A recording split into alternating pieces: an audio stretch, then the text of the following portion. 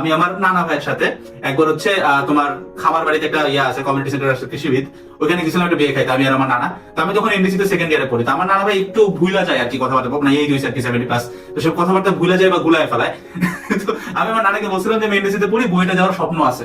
তো নানা ভাই যায় বিয়েতে গেলে কি করে, মুরব্বীর মানে ওটা নানা ভাইয়ের সাইডের বিয়ে আর কি, নানা ভাই রিলেটিভ। তো বিয়েতে গেলে কি করে মুরব্বীরা নাতিদেরকে মানে ইন্ট্রোডিউস করায় দেয়। তো আমাকে বলতেছে যে ও হইতেছে মৃধা, মানে আমাদের সবাই নাফি বলে চিনে, তো ও হইতেছে নাফি, আমার রিলেটিভ মানে আমার ফ্যামিলি মেম্বাররা।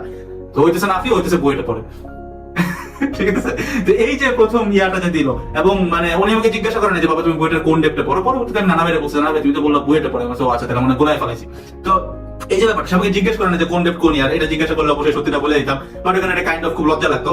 বাট পরবর্তীতে ওই দিন যখন বাসায় আসতেছিলাম একটা জিনিস খালি ভাবতেছিলাম, আমি মাত্র এনডিসি সেকেন্ড ইয়ারে পড়ি, এখনই মানুষ সাথে এক্সপেক্ট করে, এবং আমার যদি কোনো কারণে বইয়ের না হয় আমি মানে কিভাবে কার সাথে কি এক্সপেকটেশন ম্যাচ করাবো, নানা আছে মামা আছে, মানে দেয়ার ইজ এভরি সিঙ্গেল বাড়ি।